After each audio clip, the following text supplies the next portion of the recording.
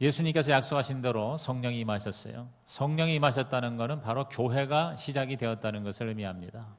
오순절 날은 바로 교회의 생일이에요. 여러분, 교회가 없다고 한번 생각해 보세요. 얼마나 비참할까요?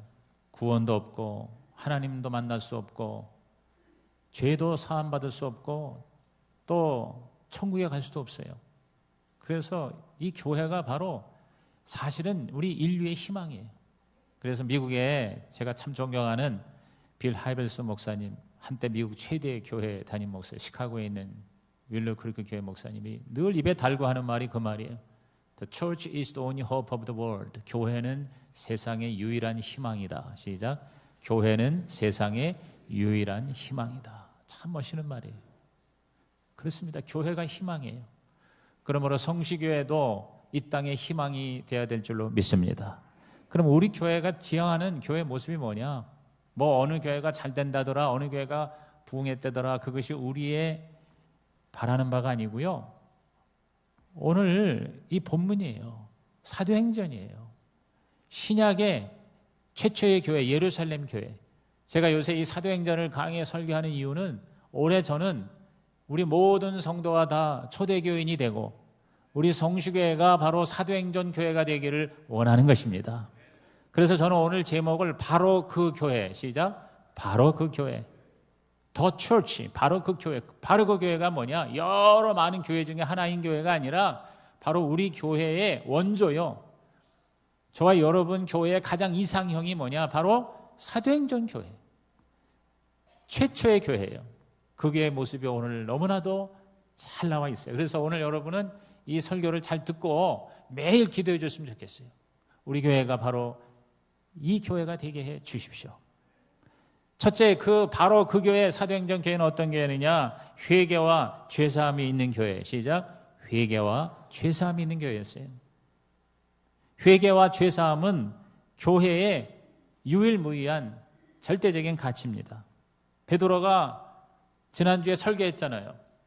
마이크도 없이 수만 명 앞에서 설교를 했더니 글쎄 그 설교 한 번에 3,000명이 하나님 앞에 나와서 회개했다는 거예요. 자, 37절 보세요. 37절 다 같이 시작. 그들이 이 말을 듣고 마음에 찔려 베드로와 다른 사도들에게 물어 이르되 형제들아 우리가 어찌할꼬 하거늘 그랬어요.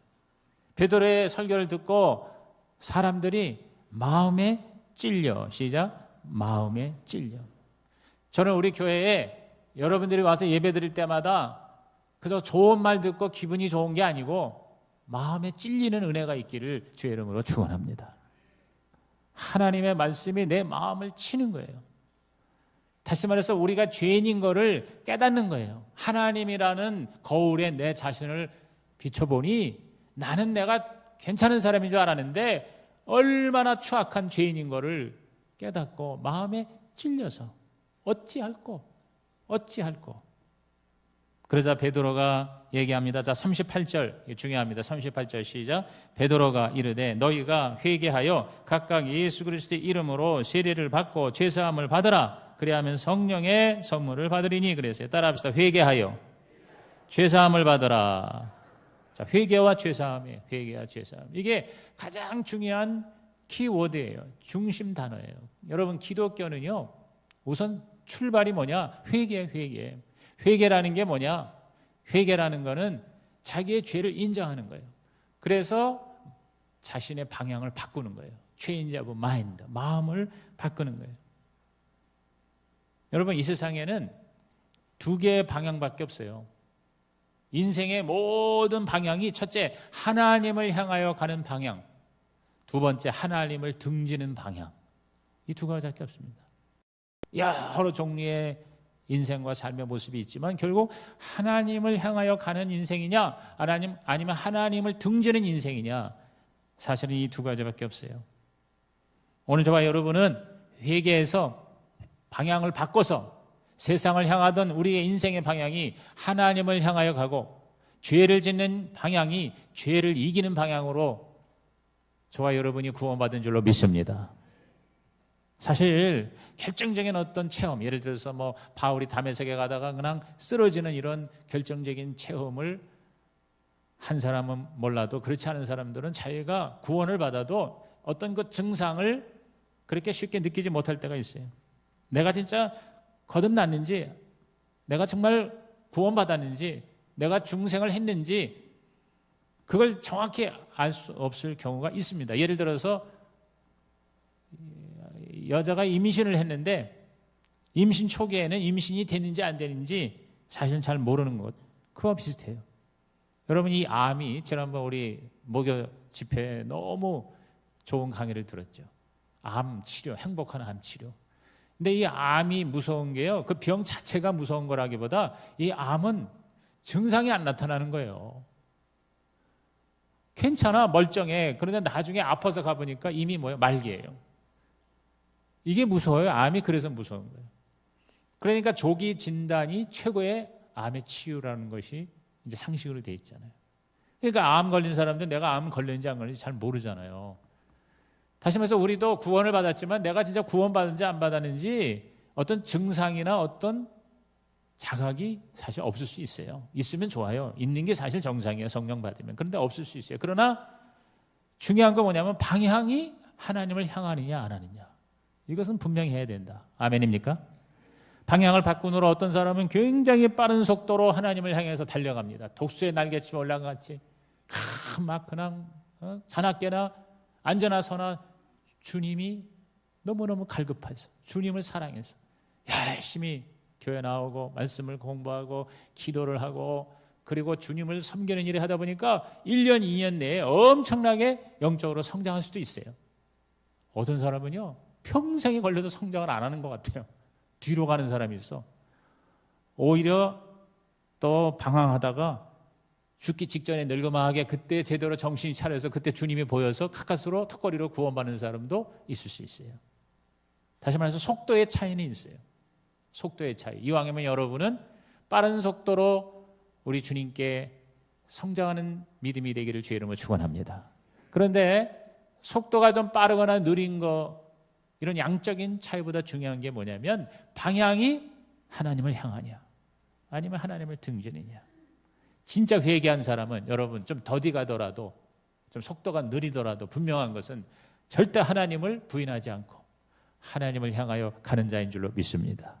적어도 주일날 와서 하나님 앞에 예배드리고 하나님의 계명을 지키는 자는 그 방향이 하나님을 향한 자인 줄로 믿는 것입니다. 여러분이요 진짜 참 교회는 뭐냐? 와서 회개하는 교회예요. 자기 죄를 깨닫고 마음에 찔려서. 그래서 그 구원이 모든 회개하는 자에게 다 임하게 되는 겁니다. 39절 읽어볼까요? 이 약속은 너희와 너희 자녀와 모든 먼 데 사람 곧 우리 주 하나님이 얼마든지 부르시는 자들에게 하신 것이라 그랬어요. 너희와 너희 자녀, 즉 이스라엘 백성뿐만 아니라 다시 말해서 택한 백성인 이른바 선민에서 이제는 만민으로 구원이 적용이 되는 거예요. 확대가 된 거예요.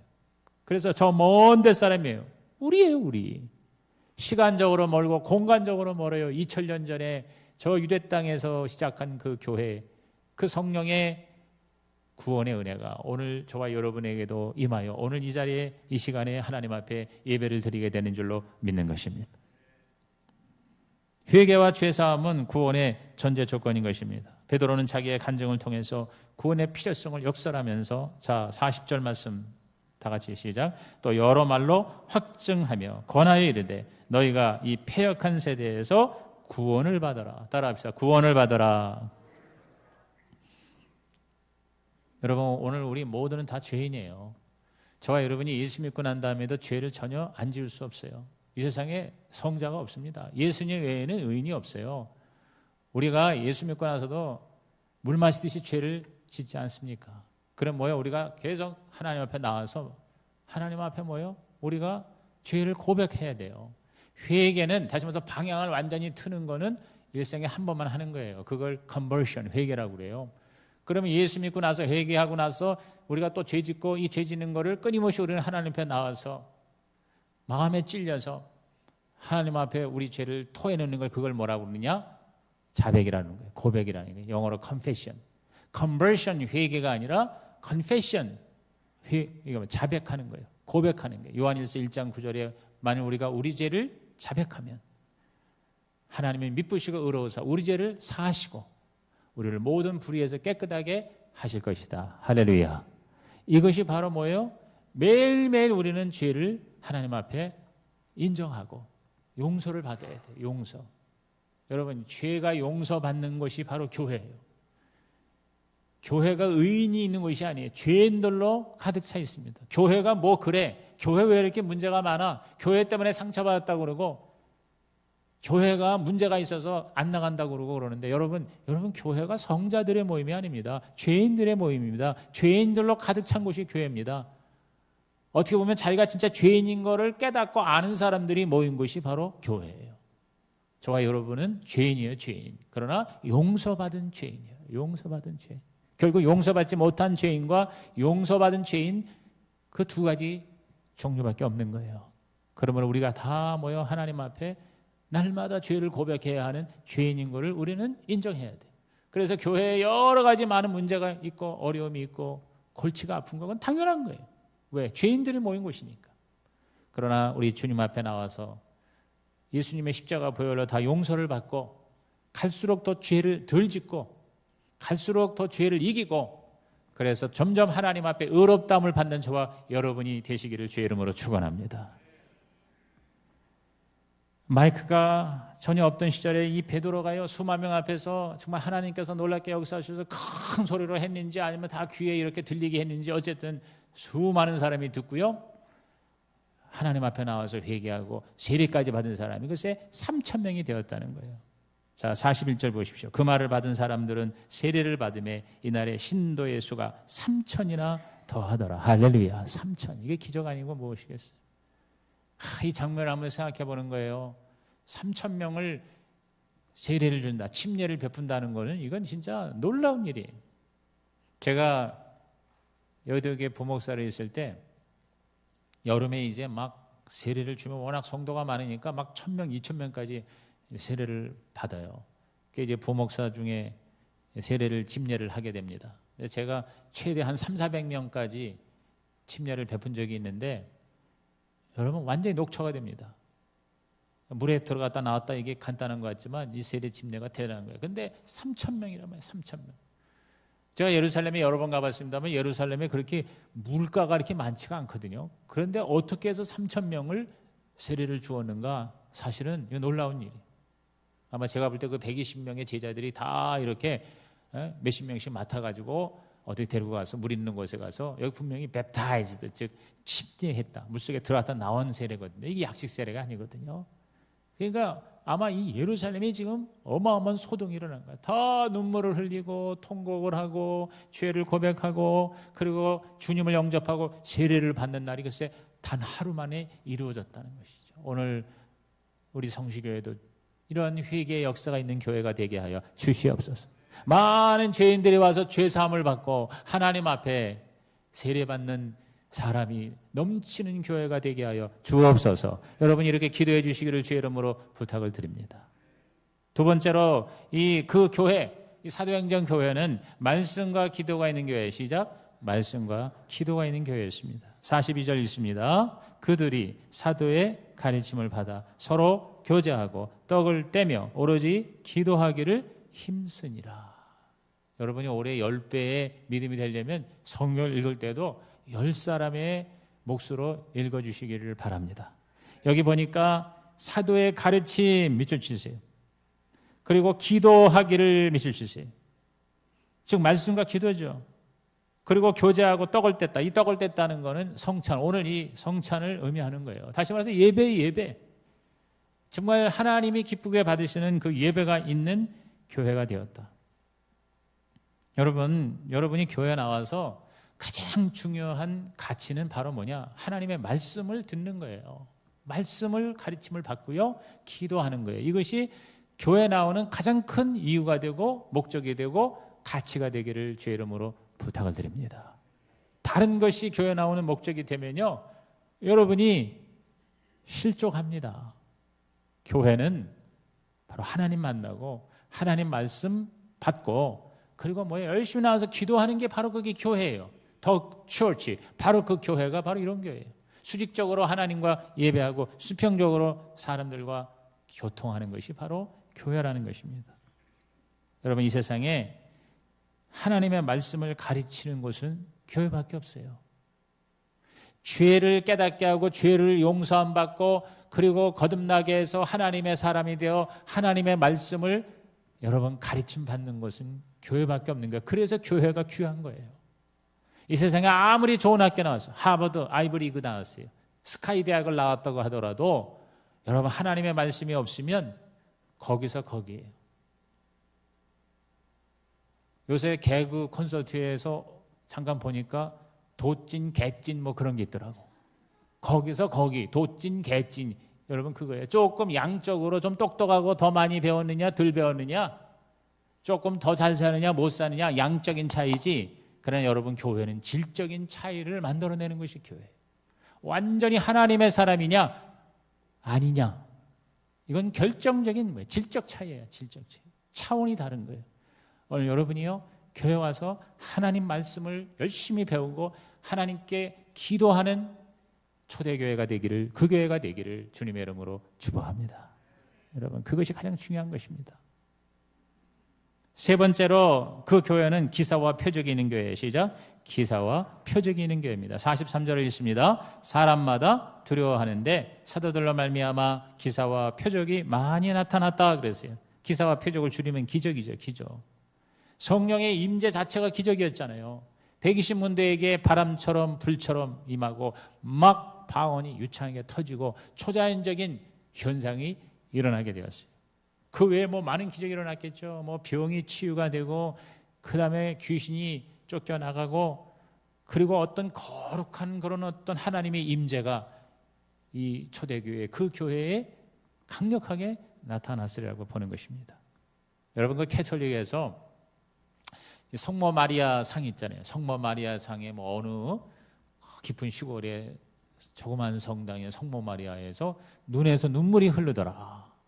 또 뭐 피가 이렇게 얼굴을 이렇게 흘러내리더라. 뭐 이런 얘기 들어봤죠. 그래가지고 그걸 기적이라 그래가지고 그냥 전 세계에서 막 수십만 수백만 명이 몰려가서 그거를 보고 무릎을 꿇고 하나님이 나타나셨다 기적이다 그러는데 아니 인간이 만든 성상 우상에 핏자국과 눈물 자국이 일어나는 것도 기적이라고 그러는데 여러분 이 초대교회의 기적은 그런 기적 차원이 아니죠. 완전히 뒤집어지는 거예요. 예루살렘 교회가 지금 뒤집어지는 거예요.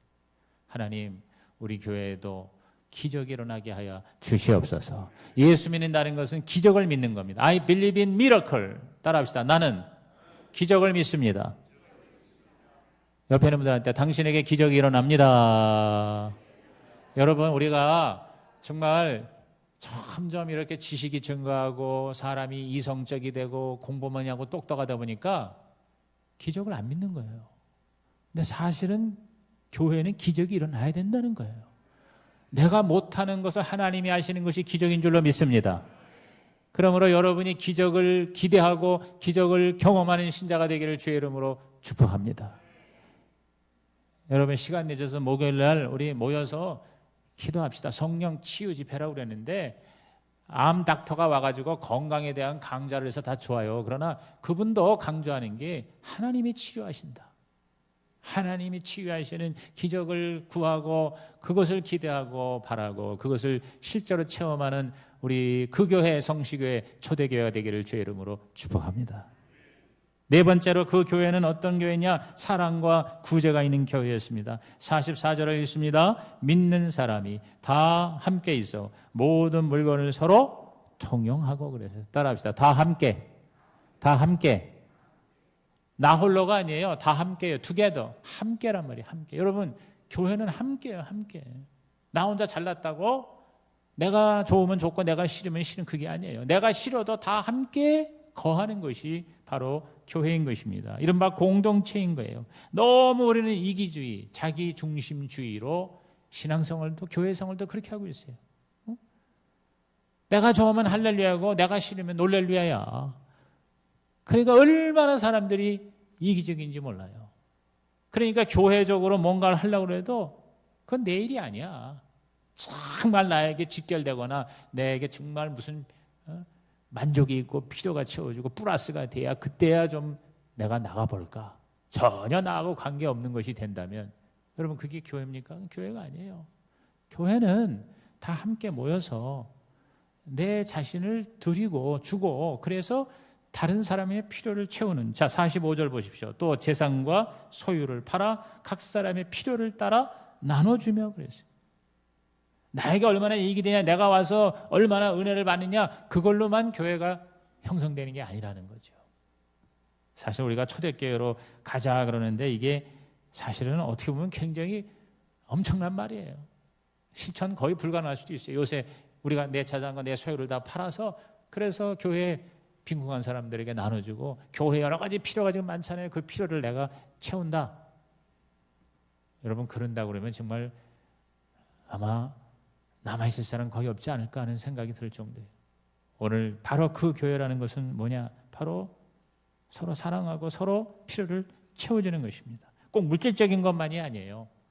사랑을 내가 베풀어 준다 이 말이에요. 너무나도 많은 사람이 사랑에 굶주려 있잖아요. 여러분 이 초대교회가 이 핍박받던 기독교가 로마 제국을 정복을 할 수 있었던 것은 로마 제국에도 어마어마한 종교가 있었어요. 큰 성상의 신이 있었어요. 근데 그 로마 황제가 결국은 두 손을 든 거예요. 왜? 이 기독교인이라고 하는 사람은 무슨 신의 형상도 없는데 어째 그렇게 하나님을 부르짖고 하나님을 잘 믿는지.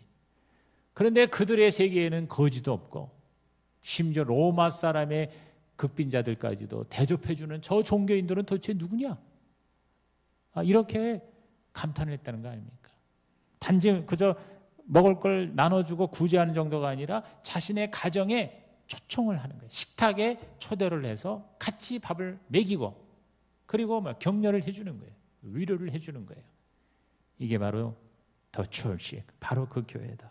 오늘 저와 여러분이 바로 여러분의 가정을 오픈하고 여러분의 홀로 있는 사람, 외로운 사람들을 식탁에 초대해서 그들에게 사랑을 먹여주는 바로 그 교회가 되기를 주의 이름으로 축복합니다. 다섯 번째, 그 교회는 사도행전 교회는 모임과 친교가 있는 교회였습니다.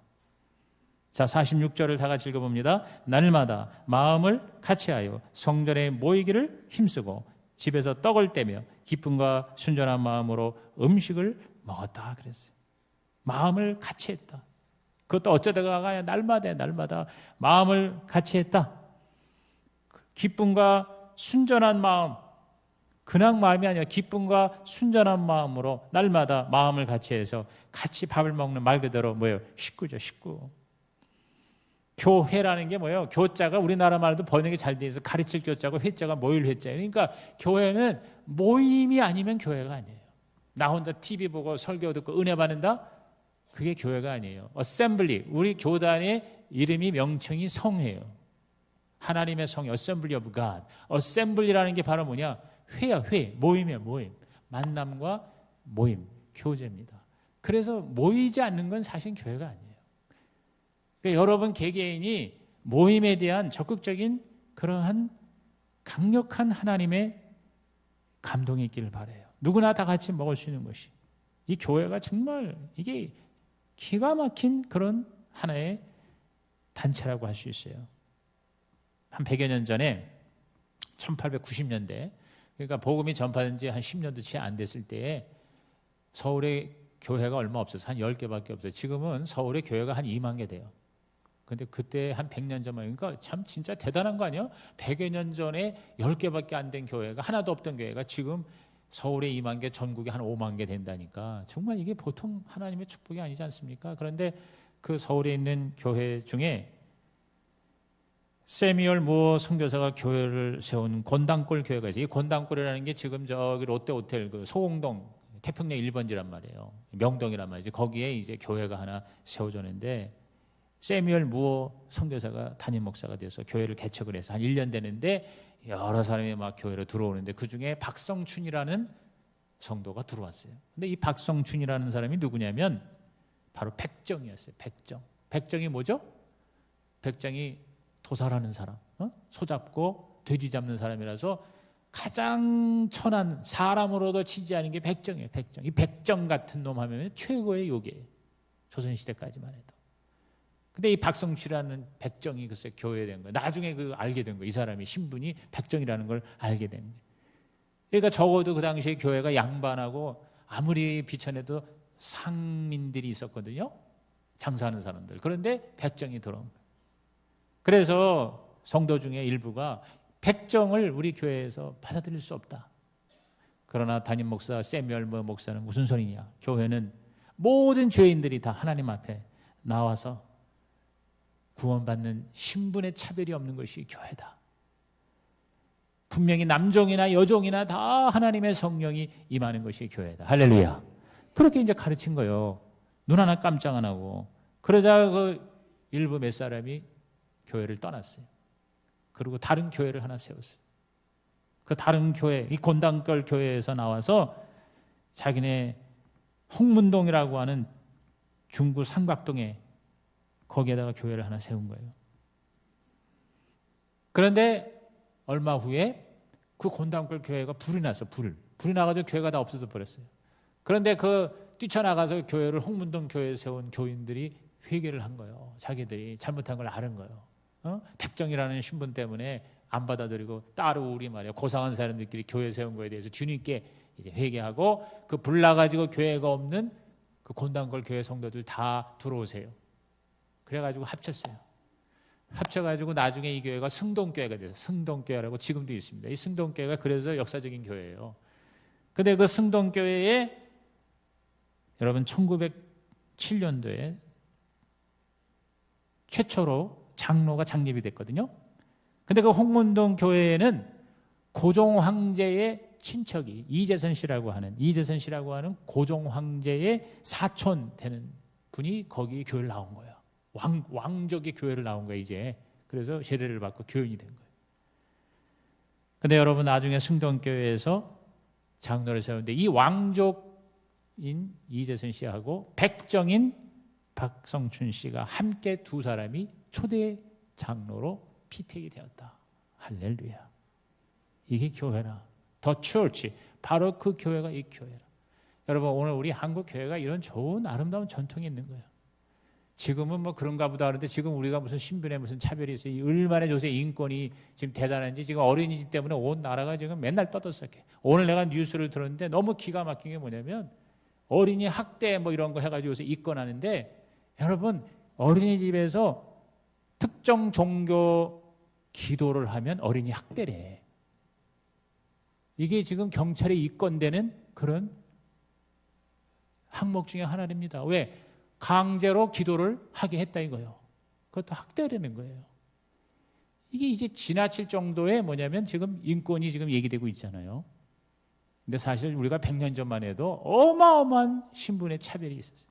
그렇죠? 근데 그거를 이렇게 다 평등하게 맺는 게 뭡니까? 바로 교회인 것입니다. 그러므로 우리가 이 교회에서 네가 잘났냐 내가 잘났냐 네가 고상하냐 내가 더 대단하냐 여러분 하늘에 계시니까 웃으시며 오늘 저와 여러분은 다 하나님 앞에 뭐예요? 죄인이에요. 그래서 이렇게 우리는 사실 이거 매주마다 성찬해야 되는 거예요. 우리는 매번 모일 때마다 예수님의 십자가의 죄사함의 은혜를 필요로 하는 자인 줄로 믿는 것입니다. 여섯 번째로 세상에 칭찬을 받는 교회가 그 교회입니다. 47절에 하나님을 찬미하며 또 온 백성에게 칭송을 받았다. 온 백성에게 칭송을 받았다. 여러분 교회의 연장이 바로 세상입니다. 우리가 일터사도라는 건 뭐예요? 파송을 받아서 여러분이 이 교회에서만 예수 잘 믿는 모습이 아니라 밖에 나가서도 사람들한테 야 정말 저 예수 믿는 저 교회 교인 저 성시교회 교회는 정말 예수님을 보는 것 같구나. 정말 진짜다. 짝퉁이 아니다. 이렇게 여러분이 칭찬을 받는 그러한 우리 성시와 일터사도가 되시기를 주의 이름으로 축복합니다. 그리고 마지막 일곱 번째가 뭐냐? 새신자가 날마다 더하는 복음을 전하는 교회였어요. 47절 하나님을 찬미하며 또 온 백성에게 칭송을 받으니 그 결과가 뭡니까? 그 결론이 주께서 구원을 받는 사람을 날마다 더하게 하셨다 그랬어요. 주께서 교회를 부흥시키는 이는 사람이 아니라 바로 하나님이시구나. 고린도전서 3장 6절 7절에 나는 심었고 이게 바울이 말하는 겁니다. 아볼로는 물을 주었을 때 심은 것은 전도고 물을 주는 건 양육이라고 할 때 전도하고 양육을 인간이 하지만 오직 하나님께서 자라나게 하셨나니 그런즉 심는 이나 물 주는 이는 아무것도 아니로되 오직 자라게 하시는 하나님뿐이니라 그랬어요. 오늘 저와 여러분이 날마다 빼기가 아니라 더하기가 되는 우리 교회가 되게 하여 주시옵소서. 여러분이요, 바로 그 주인공이 되기를 주의 이름으로 축원합니다. 날마다 우리 교회에서 요새 화, 수, 목, 금, 토, 월요일만 빼고 지금 전도팀에 나가요. 얼마나 감사한지요. 뭐 많이도 못 나가죠. 두세 사람 정도. 수요일 날은 전 교역자들이 다 나가서 우리가 복음을 전하는데, 사실 이 추운 날 길거리에 나가서 또 아파트 문을 두들기면서 여러분 예수 믿으라고 하면 쉬운 일이 아니고요. 효과도 별로 없어요. 그러나 그렇게 나가면 하나님이 그걸 보시고 우리가 나가서 그 사람을 데리고 오지 않더라도 하나님은 복음을 전하는 교회에 사람을 보내주실 줄로 믿는 것입니다. 그래서 우리 교회가 이런 교회가 되게 해달라고 우리 하나님 앞에 여러분 생각날 때마다 기도해 주시겠습니까? 그렇게 기도하는 우리 오순절 신자가 되기를 주의 이름으로 축복합니다. 기도하시겠습니다. 하나님, 오늘 이 말씀을 들은 성도들마다 바로 그 교회가 되게 하시고 사도행전 초대 교인이 되게 하여 주시옵소서. 예수님의 이름으로 축복하며 기도하옵나이다. 아멘.